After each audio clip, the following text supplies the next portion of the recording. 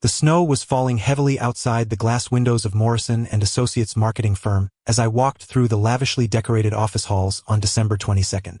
The Christmas party was in full swing, with employees gathered around tables laden with catered food and champagne glasses clinking throughout the downtown Chicago office space.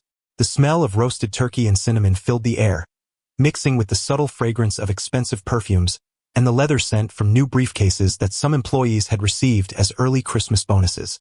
Red and gold garland draped elegantly across every doorway, while twinkling lights reflected off the polished marble floors that had been installed during the office renovation 2 years prior.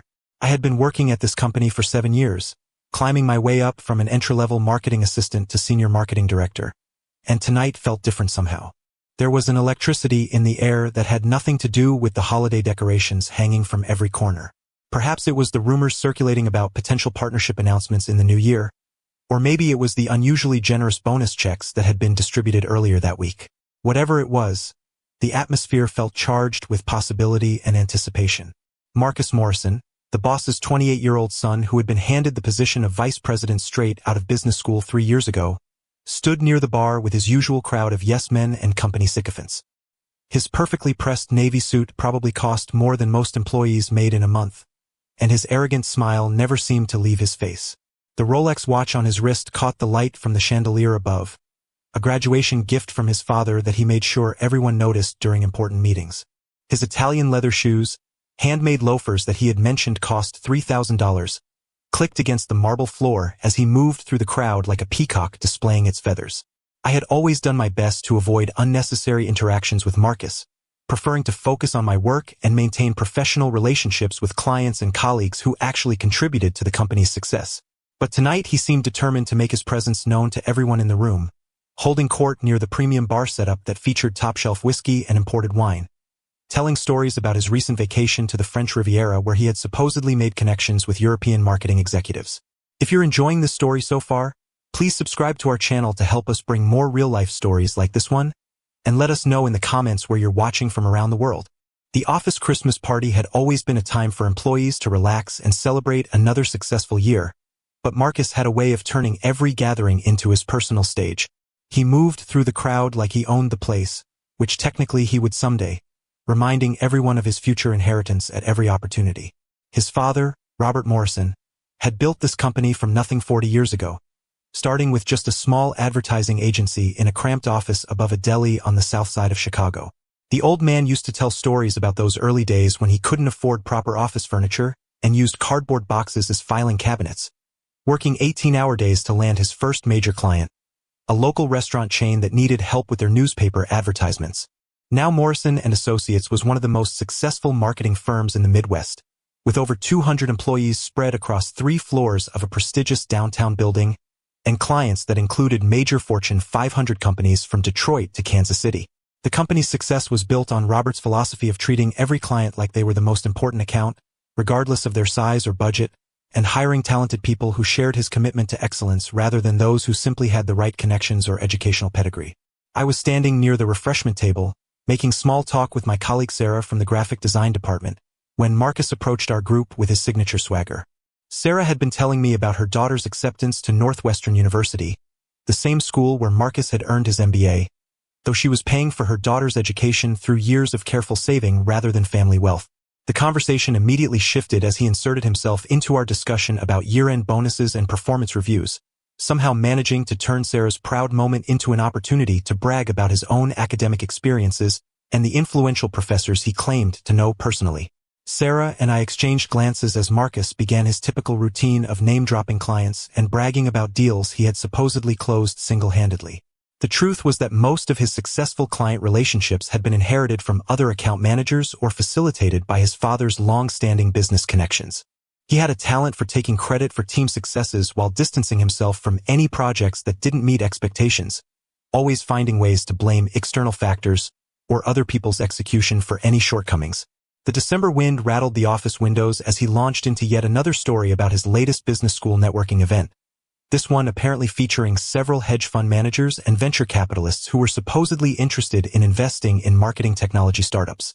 His stories always seemed to feature him as the center of attention, the brilliant young executive who impressed seasoned business leaders with his innovative ideas and strategic insights, though anyone who had actually worked with Marcus knew that his contributions to company strategy were usually superficial and often counterproductive. "You know what I learned at Northwestern," Marcus said, swirling his whiskey glass with practiced arrogance. "Real power isn't something you earn through years of grinding away at a desk.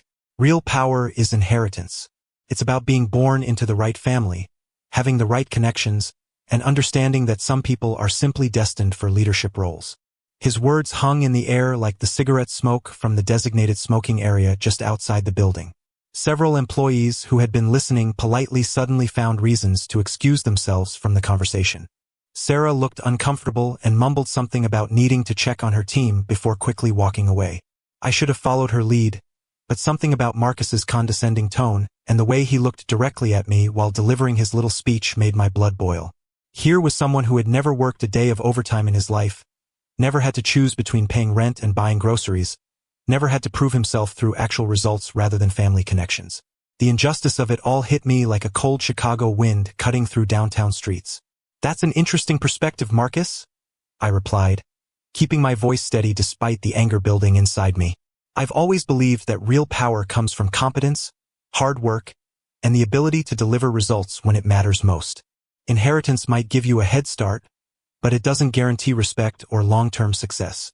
The words came out more confrontational than I had intended, and I could see Marcus's expression shift from smug satisfaction to irritation. The tension in our corner of the office became palpable as other employees started to notice the exchange.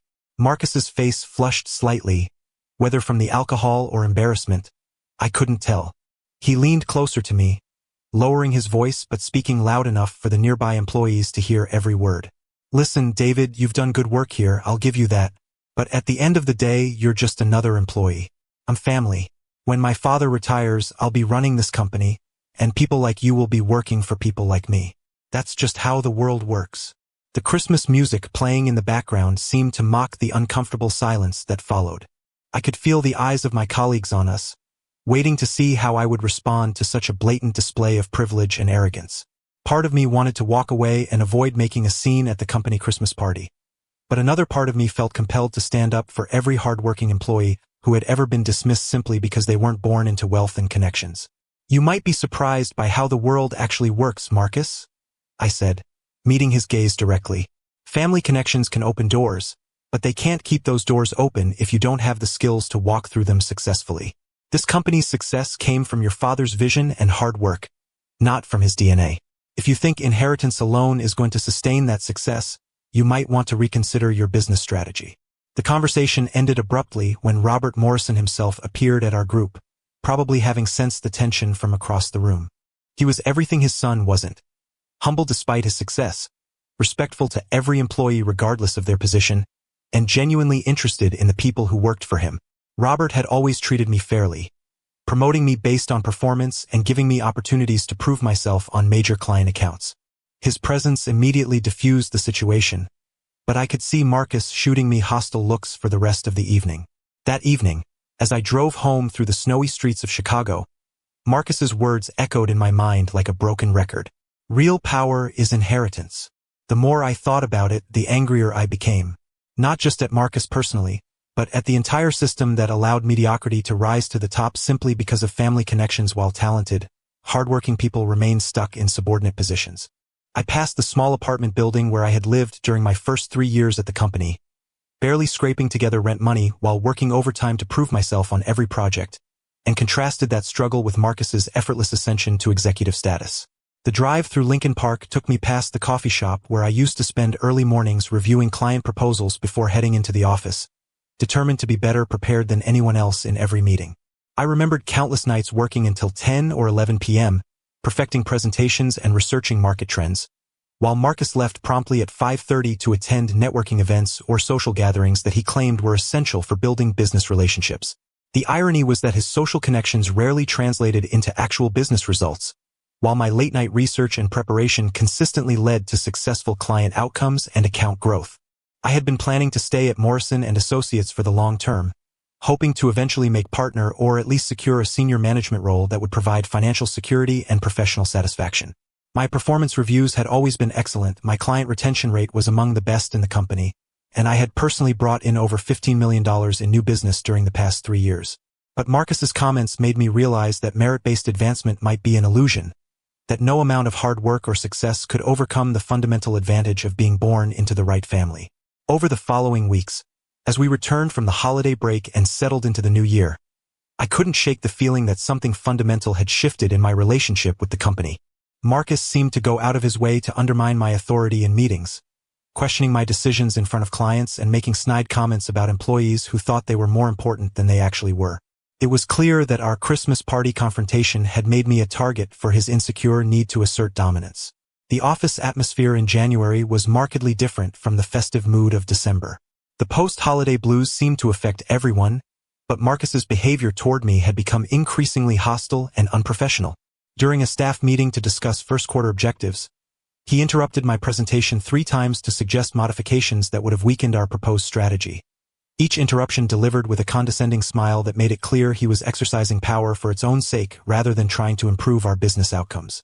His passive-aggressive tactics extended beyond public meetings.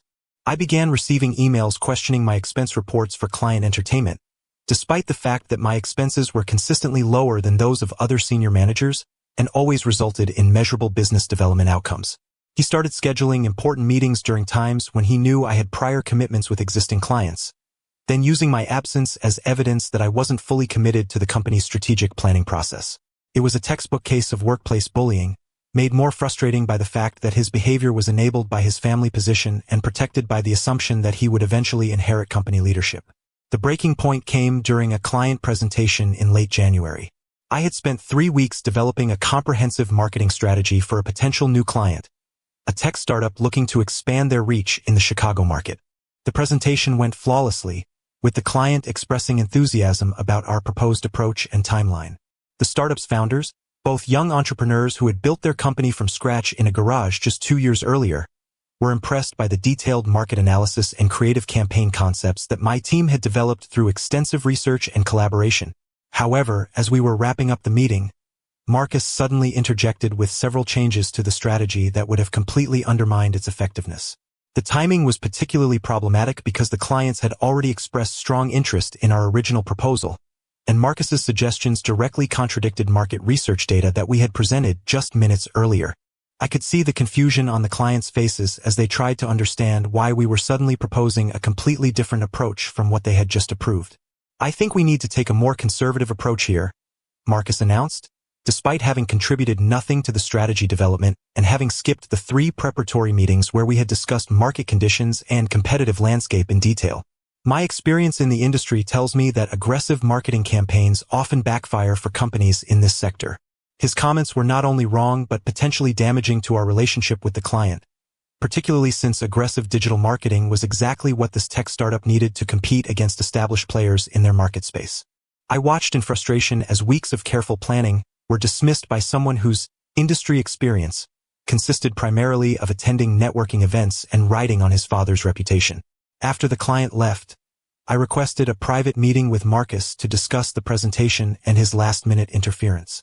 We met in his corner office, which was decorated with expensive artwork and photographs of Marcus with various business leaders, most of whom probably knew him only because of his father's connections. The January snow was still falling outside his floor-to-ceiling windows, creating a backdrop that seemed to emphasize the cold nature of our conversation. "I don't appreciate being contradicted in front of clients," Marcus said before I could even sit down. "When I suggest changes to a strategy, it's because I have insights that you might not possess. My position in this company gives me a broader perspective on what's best for our clients and our business relationships." His tone was condescending and dismissive, as if he were explaining basic concepts to a child rather than addressing a senior marketing director with 7 years of proven results. I took a deep breath, trying to maintain my professionalism despite the frustration building inside me. "Marcus, I respect your position, but those last-minute changes could have seriously damaged our credibility with the client.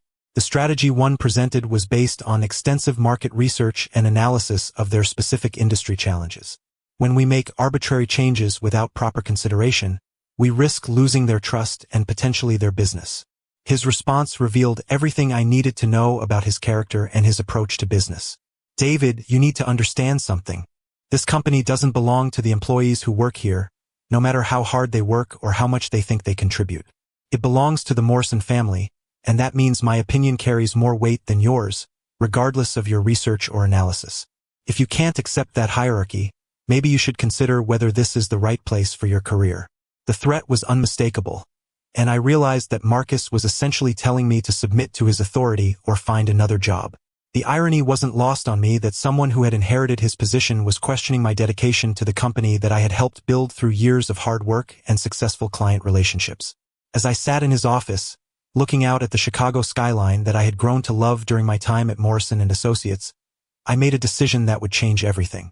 That evening, I went home to my modest apartment in Lincoln Park and spent hours researching something I had never seriously considered before, the possibility of acquiring a stake in Morrison & Associates. I knew that Robert Morrison had been discussing retirement plans with his senior management team, and there had been rumors about potential ownership transitions or partnership opportunities. What I discovered through careful research and discreet inquiries surprised me. The company's financial structure was more complex than most employees realized. My apartment that night became a makeshift war room, with financial documents spread across my dining table and my laptop displaying multiple browser tabs with information about business acquisitions, investment strategies, and corporate governance structures. I had always been good with numbers, having earned my MBA in finance before transitioning to marketing, but this level of financial analysis required dusting off skills I hadn't used extensively since graduate school. The coffee maker worked overtime as I pored over publicly available information about Morrison & Associates business relationships, partnerships, and financial performance. Morrison & Associates was structured as a limited liability company with multiple ownership stakes held by various investors, not just the Morrison family. Robert Morrison held the majority share at 51%, but the remaining 49% was distributed among several silent partners who had invested in the company during its expansion phase in the early 2000s. These silent partners included Margaret Chen, a retired marketing executive who had invested her retirement savings in the company, James Rodriguez, a former client who had become an investor after seeing the company's consistent performance, and Patricia Williams, a venture capitalist who specialized in service industry investments. More importantly, I learned that several of these silent partners had been looking to sell their stakes for the past year, frustrated by limited returns and lack of involvement in company decisions. The company's focus on organic growth rather than aggressive expansion had resulted in steady but modest returns for passive investors, leading some of them to consider reallocating their investments to higher growth opportunities in technology or real estate markets. The next few weeks became a whirlwind of discrete meetings, financial planning, and legal consultations that required careful balance with my regular duties at Morrison & Associates. I reached out to my network of contacts in the Chicago business community, including former colleagues who had moved on to investment firms and financial institutions, former Northwestern classmates who now worked in private equity and venture capital, and even some clients who had mentioned their own investment activities during casual conversations over the years. My savings account, built up through years of careful budgeting and conservative spending, provided a foundation, but I would need significant financing to make a serious acquisition offer. I had been living well below my means since my promotion to senior marketing director, driving a reliable but modest Honda Civic while my colleagues upgraded to luxury vehicles, choosing practical apartments over expensive downtown condos, and investing consistently in low-cost index funds rather than spending money on expensive vacations or designer clothes. This disciplined approach to personal finance had built a solid foundation that would now prove crucial for the most important business transaction of my career. Working with a business attorney recommended by a former colleague, I learned that purchasing even a minority stake in Morrison & Associates could provide significant influence over company decisions, especially if that stake represented the difference between majority and minority control. The attorney, Elena Vasquez, had specialized in small business acquisitions for over 15 years and helped me understand the complex dynamics of family-owned businesses where outside investors could play crucial roles in succession planning and strategic decision-making. Her experience with similar situations proved invaluable as we navigated the legal and financial complexities of the proposed acquisition. The silent partners I spoke with were indeed interested in selling, frustrated by their lack of involvement and modest returns on their investments. The financing proved to be less challenging than I had expected. My track record at Morrison & Associates, combined with detailed financial projections and a solid business plan, attracted interest from several investors who saw an opportunity to gain exposure to a successful marketing firm with strong client relationships. Additionally, my plan to maintain and expand the company's current operations rather than making dramatic changes appealed to conservative investors looking for stable returns. By the end of February, I had secured commitments for the necessary financing and was ready to make formal offers to 3 of the silent partners who together held 26% of the company. The negotiations were conducted through intermediaries to maintain confidentiality, but I was amazed by how quickly everything came together once the partners realized they had a legitimate buyer who was serious about the acquisition. The key breakthrough came when I met with Margaret Chen, a retired executive who had invested in Morrison & Associates 8 years earlier and held a 12% stake in the company. Margaret had grown frustrated with her passive role as an investor and was impressed by my vision for expanding the company's digital marketing capabilities and strengthening client relationships. She not only agreed to sell her stake to me, but also provided valuable insights about the company's ownership structure and Robert Morrison's long-term plans. Robert has been looking for ways to transition leadership gradually, Margaret told me during our meeting at a quiet cafe in downtown Chicago. He's concerned about Marcus's readiness to take over, but family loyalty makes it difficult for him to consider other options. If someone with your experience and track record emerged as a significant stakeholder, it might give Robert the flexibility he needs to make decisions based on what's best for the company rather than what's expected from family obligations. Her words confirmed what I had suspected. Robert Morrison was not blind to his son's limitations, but felt constrained by family expectations and the assumption that Marcus would naturally inherit leadership of the company. The possibility of having a capable, experienced stakeholder with a significant ownership position could provide Robert with alternatives he hadn't previously considered. The formal acquisition process took place over 3 weeks in March, with legal teams representing both sides working through the details of stock transfers, valuation agreements, and governance structures.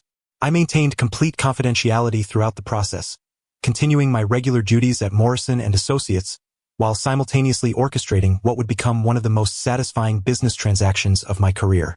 The final signature took place on a cold March morning in the offices of my attorney, located in a sleek downtown Chicago skyscraper. As I signed the documents that transferred 26% ownership of Morrison & Associates to my name, I couldn't help but think back to Marcus's arrogant declaration at the Christmas party.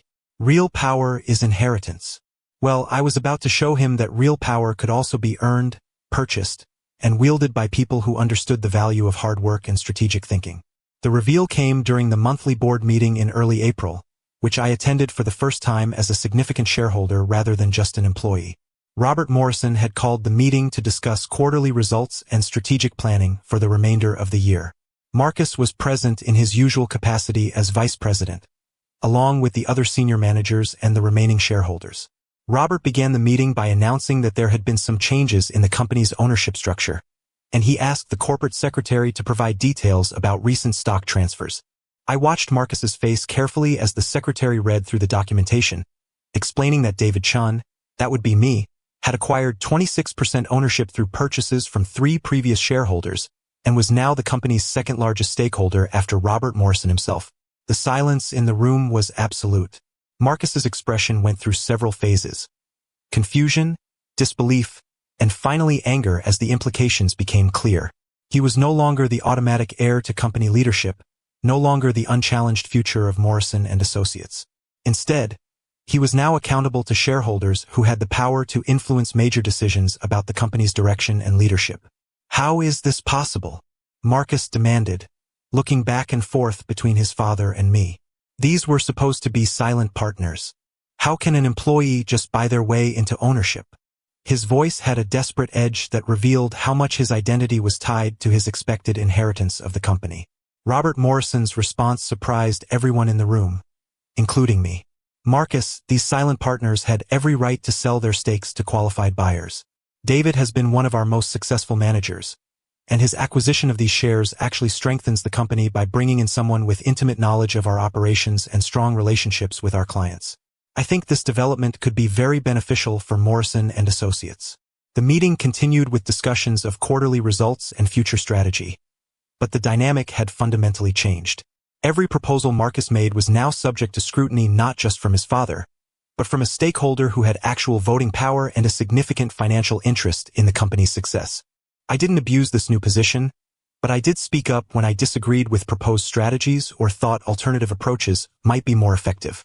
Over the following weeks, the change in office dynamics became apparent to everyone at Morrison & Associates. Marcus could no longer make unilateral decisions or dismiss employee concerns without considering the broader implications for company performance and shareholder value. His behavior in meetings became more measured, his treatment of employees more respectful, and his contributions to strategy discussions more thoughtful and less self-serving. The most significant change came during our next major client presentation, this time for a large retail chain looking to revamp their entire marketing approach. Marcus actively collaborated on strategy development rather than trying to impose last-minute changes, and his contributions were actually valuable when filtered through a more collaborative and less ego-driven process. The presentation was successful, resulting in the largest client contract Morrison & Associates had secured in over 2 years. As spring turned to summer in Chicago, the relationship between Marcus and me evolved from antagonistic to cautiously respectful. He gradually seemed to accept that his path to leadership would require proving himself through performance rather than simply waiting for inheritance. During a team meeting in June, he actually acknowledged the value of diverse perspectives in strategic decision-making, a significant departure from his previous attitude of dismissing input from anyone he considered beneath his family status. The summer months brought new challenges and opportunities for Morrison & Associates. The retail client we had successfully pitched in the spring became one of our largest accounts, generating over $2 million in revenue and requiring expanded team resources and innovative campaign strategies. Marcus, to his credit, contributed meaningfully to the account management, working longer hours than he had in previous years and actually listening to input from team members regardless of their position in the company hierarchy.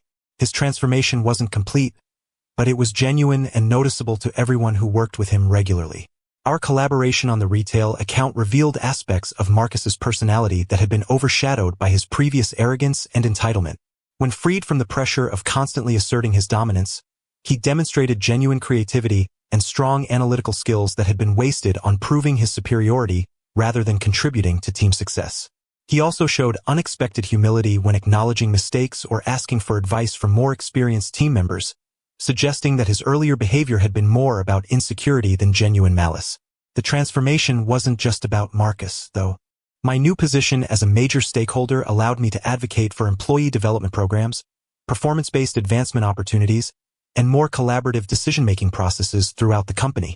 These changes created a more positive work environment and improved employee satisfaction, which translated into better client service and stronger business results.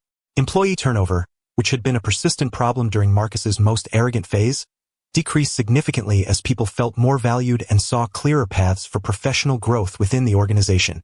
Robert Morrison seemed genuinely pleased with how the ownership transition had affected company culture and performance. During a private conversation in his office one evening, he confided that he had been worried about the company's future under Marcus's leadership, but seeing how his son responded to genuine accountability and shared responsibility had renewed his confidence in the family's continued involvement with Morrison & Associates. "You know, David," Robert said as we watched the sun set over the Chicago skyline, "I built this company to create something lasting, something that would provide good careers for talented people and valuable services for our clients. Family legacy is important, but it can't come at the expense of the principles that made the company successful in the first place. Your investment in Morrison & Associates represents more than just financial capital. It represents a commitment to those founding principles." Looking back on that December evening when Marcus declared that real power is inheritance, I realized that his statement contained a grain of truth, but missed the bigger picture entirely. Inheritance can provide advantages and opportunities, but sustainable power comes from competence, relationship building, and the ability to create value for others. By earning my way into ownership of Morrison & Associates, I demonstrated that there are multiple paths to influence and leadership, not just the accident of birth. The experience taught me that sometimes the best response to arrogance and privilege isn't direct confrontation, but strategic action that changes the fundamental dynamics of the situation. Marcus learned that his inheritance wasn't guaranteed and that real leadership requires earning the respect of stakeholders, employees, and clients through performance rather than position. I learned that taking calculated risks and believing in your own value can create opportunities that might never have existed otherwise. As I write this story today, Morrison & Associates continues to thrive under a more collaborative leadership structure that balances family involvement with professional accountability. Marcus has grown into a more capable and humble leader, while I found satisfaction in building something meaningful through hard work and strategic thinking rather than waiting for opportunities to be handed to me. The December snow that fell during that fateful Christmas party seems like a lifetime ago, but the lessons learned during those challenging months continue to shape my approach to business and life. Real power might sometimes be inherited, but it can also be earned, purchased, and wielded by anyone willing to work for it and wise enough to recognize opportunity when it presents itself.